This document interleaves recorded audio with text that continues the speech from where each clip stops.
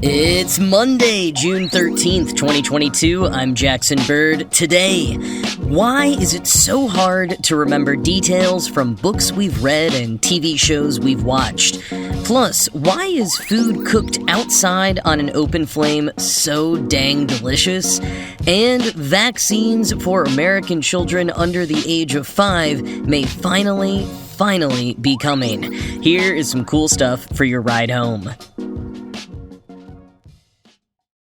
I love books. I have been an avid reader basically my whole life, and I like to think that I've learned a lot about the world and about myself through reading, but ask me a specific detail about just about any book I've ever read, and I will probably draw a blank. And I'm not alone. Many of us can't recall a lot of the details from books we've only read one time and not committed any further study to. I mean, heck, even books that I've heavily annotated and returned to repeatedly for research will still have plenty of sections to them that I don't really remember. Journalist Coco Khan is similarly one of those people. Expanding the forgetfulness to TV shows, movies, and more, Khan asked cognitive psychologist Dr. Sean Kong why so many of us struggle to remember media that we've previously engaged with.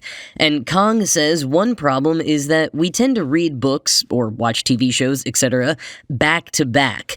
So when we try to recall a particular book, all the other information from other books gets in the way. And for people who read a lot or watch a lot of TV in quick succession, say for their job, perhaps, or just generally consume a ton of media all day, every day, as we all kind of do, it's even harder to recall particular details from particular sources because it's all jumbling together in our minds. Now, I am not a cognitive psychologist, but one thing that I have found to be a bit useful is never reading similar books back to back. If I just read a novel featuring time travel, I'll pick out a history book to read next, or maybe a solidly non-fiction memoir. The more different my next read, the less chance I'll confuse any of the plot lines or details in my memory. But back to the actual memory expert. Kong also adds, quote, "There's also a new area of memory research that looks at our ability to remember stuff if we know the information is stored externally, for example, on a computer. The idea here is that our working memory, i.e. what we're focusing on at any given moment, has a limited capacity, and if we exceed that capacity by, say, paying attention to 5 things at once, we might try to offload some of that remembering to the external. And if we come to have an expectation that the information's always at our fingertips, we might not encode the information in our mind very carefully when we do encounter it." End quote.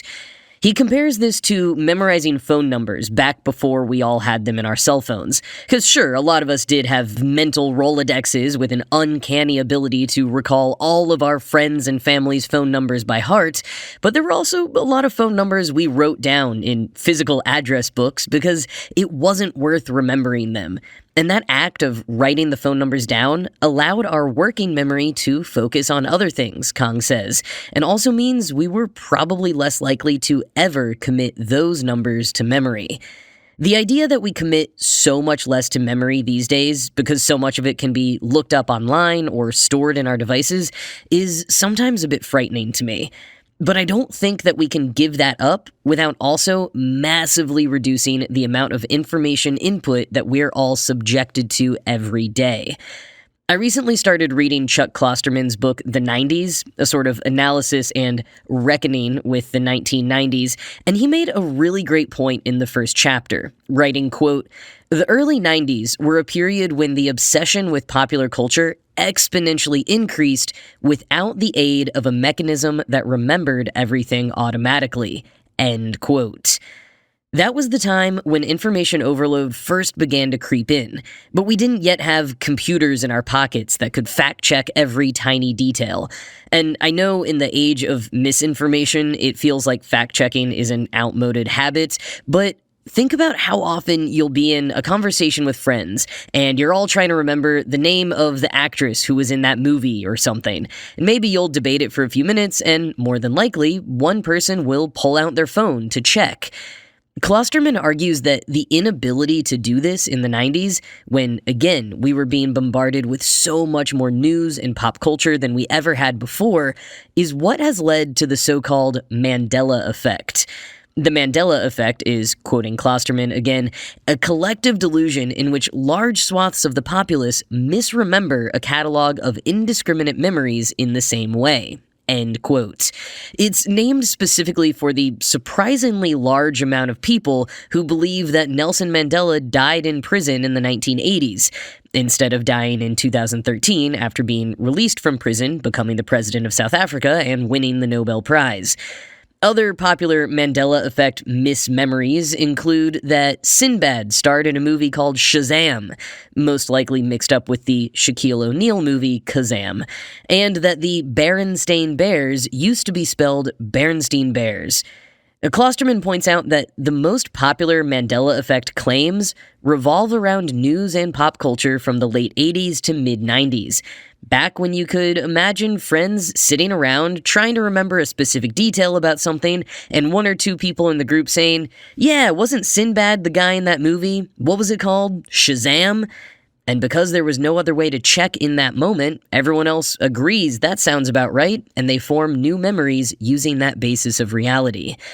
So even though I sometimes hate that I now have this auxiliary brain I have to carry around with me to augment my working memory, I am grateful to have it as a tool in the age of constant stimulation and as I wade through the swamps of misinformation.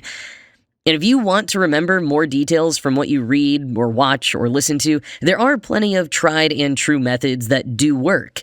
It's just that they all take time. They're things like taking active notes, reviewing those notes, writing summaries after every session of reading or watching or listening, and then rereading those summaries regularly. It's like designing a class for yourself for everything that you consume.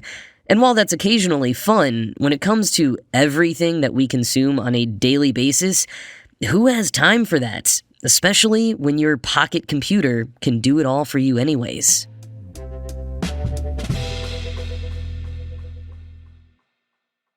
Tis the season for grillin' and chillin'. Cookouts, barbecues, grilling out, whatever you call it, people across the northern hemisphere are marking the start of summer by toting raw meat and vegetables into the backyard and searing them on top of a bonus appliance they purchased, even though the one inside their kitchens is still perfectly functional. Why do we do this? Because it's delicious. And while I'm sure there are some people out there who don't care for foods cooked over an open flame or on a grill, science does support the deliciosity of barbecued foods. Christine Nolan, an associate professor of chemistry at the University of Richmond, recently broke down exactly why barbecue tastes so good in a piece for The Conversation.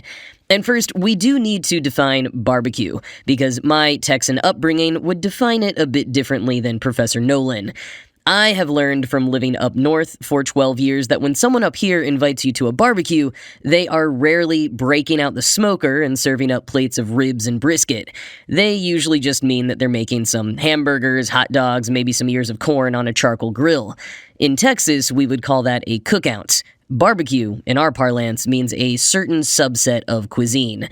But for clarity's sake in this segment, I will acquiesce to Nolan's definition here so that we can proceed with the chemistry of barbecuing foods without confusion. So in this case, when I say barbecue, I am referring to the cooking of food over an open flame. That's it. Food cooked over an open flame. So why does food cooked over an open flame often taste so much better than food that we cook on stovetops? Well, according to Nolan, part of it is how the heat reaches the food. On a stovetop, food is usually heated through direct contact with the hot pan.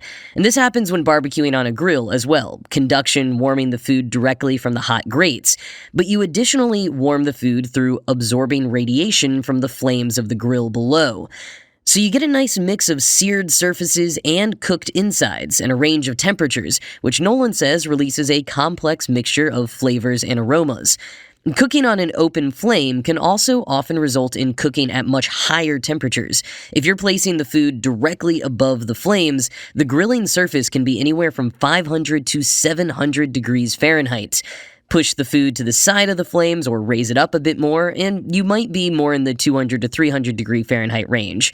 And this heat really affects the taste. Here's how Nolan explains it, quote, "Cooking is the process of using high temperatures to drive chemical reactions that change food at a molecular level. When you cook meat at higher temperatures, like over direct heat on a barbecue, the first thing to happen is that the water near the meat's surface boils off. Once the surface is dry, the heat causes the proteins and sugars on the outside of the meat to undergo a reaction called the Maillard reaction. This reaction produces a complex mixture of molecules that make food taste more savory or meaty and adds depth to the scents and flavors. The reaction and the flavors it produces are influenced by many variables, including temperature and acidity, as well as the ingredients within any sauces, rubs, or marinades." End quote. It's not just the heat that makes food cooked over an open flame so tasty, though. Boiling a hot dog is never going to give you those mouth-watering scorch marks that you get when you throw it on a grill. And again, there's a variance of personal preference here, but a little bit of crispiness is often what people love about grilled foods. And that char is a result of non-carbon atoms in the food being broken down after being exposed to the heat for a prolonged period of time. And in addition to the nice charred look and texture, another flavor factor you'll rarely achieve indoors is smokiness. There is a lot of smoke involved in every form of outdoor grilling, and that smoke gets absorbed into the food. Quoting again, "Smoke is made up of gases, water vapor, and small solid particles from the fuel. Burning wood breaks down molecules called lignans, and these turn into smaller organic molecules, including syringol and guaiacol, that are mainly responsible for the quintessential smoky flavor. When smoke comes in contact with food, the components of the smoke can get absorbed. Food is particularly good at taking on smoky flavors because it contains both fats and water. Each binds to different types of molecules. In chemistry terms, fats are nonpolar, meaning they have a weak electric charge and easily grab other nonpolar molecules. Water is polar, meaning it has areas of positive charge and an area of negative charge, similar to a magnet, and is good at binding to other polar molecules. Some foods are better at absorbing smoky flavors than others, depending on their composition." End quote. If you like extra smoky flavors, Nolan says you can occasionally spray your food with water while you're barbecuing it. Although, as you probably know, both smoke and those tasty burnt bits of grilled goods can contain carcinogens. Not as much as regularly smoking cigarettes, but it's still something to be aware of. All good things in moderation. But whether you are having a proper barbecue with your family's famous dry rub or flipping some burgers on your gas grill, know that chemistry has your back in creating a delicious meal, even if your personal grilling skills might leave something to be desired.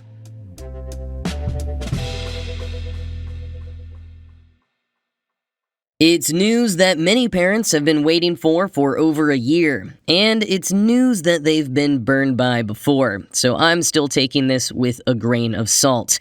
The U.S. Food and Drug Administration has posted analyses of both the Moderna and the Pfizer-BioNTech vaccines, stating that they are safe and effective for children under 5 years old. Regulators still have to clear the shots from one or both companies, but if they do, children could begin getting vaccinated as soon as next week.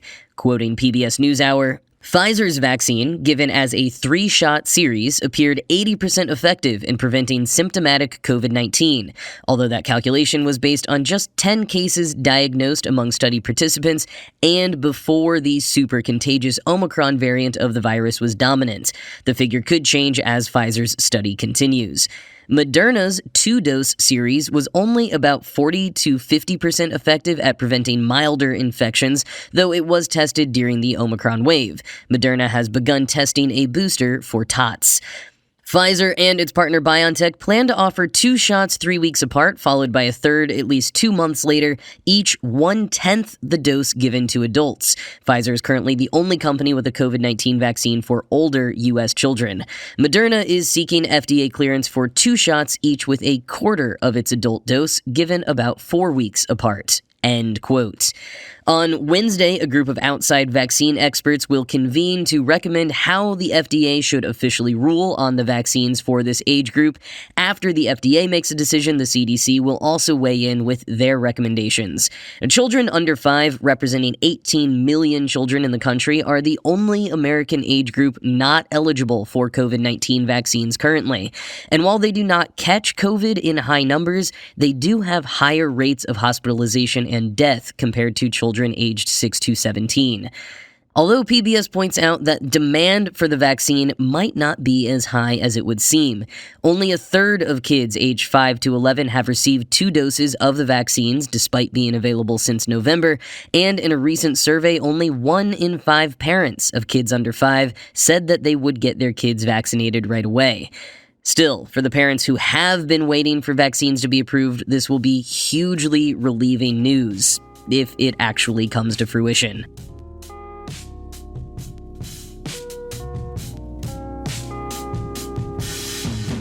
At the Tony Awards last night, Jennifer Hudson became only the second black woman ever to earn an EGOT.